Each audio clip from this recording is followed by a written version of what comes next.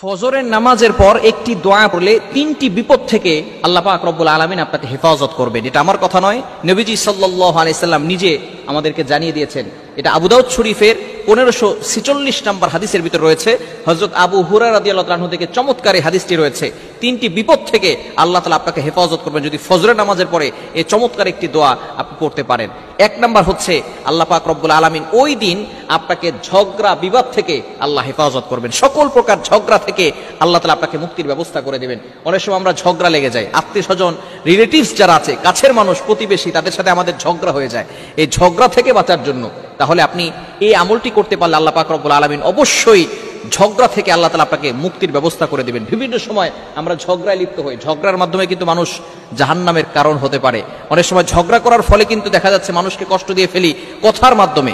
কথার আঘাত কিন্তু অনেক বড় আঘাত, তরবারির আঘাত কেটে গিয়েছে অথবা এখন বর্তমানে আঘাত পেয়েছে, পরবর্তী সময় এটা সুস্থ হয়ে যাবে, কিন্তু কথার আঘাত এটা হচ্ছে মারাত্মক আঘাত, যেটা কলিজাকে ক্ষতবিক্ষত করে, অন্তরটাকে জ্বালিয়ে পুড়িয়ে ছারখার করে ফেলে। এজন্য অবশ্যই আমরা এই বিষয়গুলো খেয়াল করব যাতে করে এই ঝগড়া বিপদ থেকে আমরা বাঁচতে পারি। দ্বিতীয় নাম্বার হচ্ছে মুনাফিকি। মুনাফিক হচ্ছে ইন্নাল মুনাফিকিনা ফিদ দারকিল আসফালি মিনান নার। মুনাফিক সবচেয়ে নিচে, একবারে সবচেয়ে জঘন্য জাহান্নামে যাবে মুনাফিকরা, যারা উপরে দেখায় ভালো এবং ভিতরে যারা একেবারে ইসলামের বাহিরে কথা বলে এবং উপর দিক দিয়ে দেখায় যে সে মসজিদের সাথে আছে, ইমাম সাহেবের সাথে আছে, আবার ভিতর থেকে ইমাম সাহেবের বিরুদ্ধে কথা বলে, মসজিদের বিরুদ্ধে কথা বলে, ইসলামের বিরুদ্ধে কথা বলে, তারাই হচ্ছে মুনাফিক। অর্থাৎ উপরে এক, ভিতরে আর এক, এটাই হচ্ছে মুনাফিক।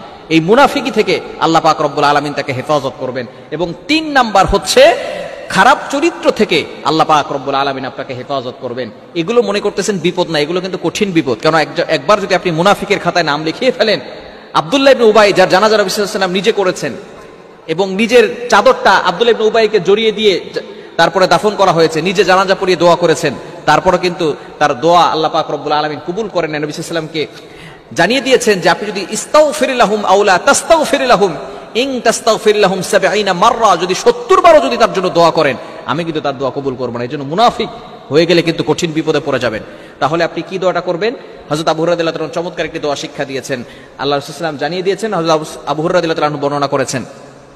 ফজরের নামাজের পরে পড়বেন আল্লাহুম্মা ইন্নী আউযু বিকা মিনাশ শিকাকি ওয়ান নিফাকি ওয়া সুইল আখলাক। খুবই চমৎকার একটি দোয়া না?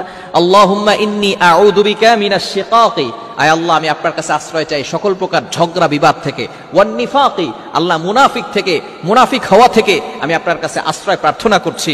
এরপরে আপনি আল্লাহর কাছে জানাচ্ছেন ওয়া সুইল আখলাক, আল্লাহ আমাকে খারাপ চরিত্র থেকে হেফাজত করো। মনে রাখবেন চরিত্র হচ্ছে খুব দামি জিনিস। নবীজি সাল্লাল্লাহু আলাইহি ওয়াসাল্লাম 23 বছর নবুয়তের কাজ করেছেন, 23 বছর মাত্র, তবে 40 বছর ধরে তিনি চরিত্রের পরীক্ষা দিয়েছেন। 40 বছর তিনি চরিত্রের পরীক্ষা দিয়েছেন।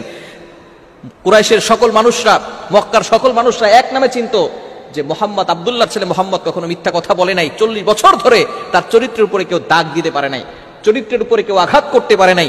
তিনি 40 বছর ধরে চরিত্রের পরীক্ষা দিয়েছেন। এজন্য ক্যারেক্টার যদি একবার নষ্ট হয়ে যায়, আপনি যতই ভালো কাজ করেন না কেন, মানুষ কিন্তু আপনাকে দাম দিবে না। এজন্য চরিত্র যাতে করে নষ্ট না হয়ে যায়, এজন্য আপনি আল্লাহর কাছে পানাহ চাইবেন। আল্লাহুম্মা ইন্নী আউযু বিকা মিনাশ শিকাকি ওয়ান নিফাকি ওয়া সুইল আখলাক, আয় আল্লাহ আমি আপনার কাছে আশ্রয় প্রার্থনা করছি সকল প্রকার ঝগড়া বিবাদ থেকে এবং মুনাফিকি থেকে এবং খারাপ চরিত্র থেকে আমি আল্লাহর কাছে আশ্রয় প্রার্থনা করছি। এজন্য এই দোয়াটা করা যাবে ইনশাআল্লাহ। ফজরের নামাজের পরে এই দোয়াটা পড়লে আল্লাহ পাক রব্বুল আলামিন ওই দিন আপনাকে এই 3টি বিপদ থেকে হেফাজত করবেন। আল্লাহ তাআলা আমাদের সকলকে এই আমলটি করার তৌফিক দান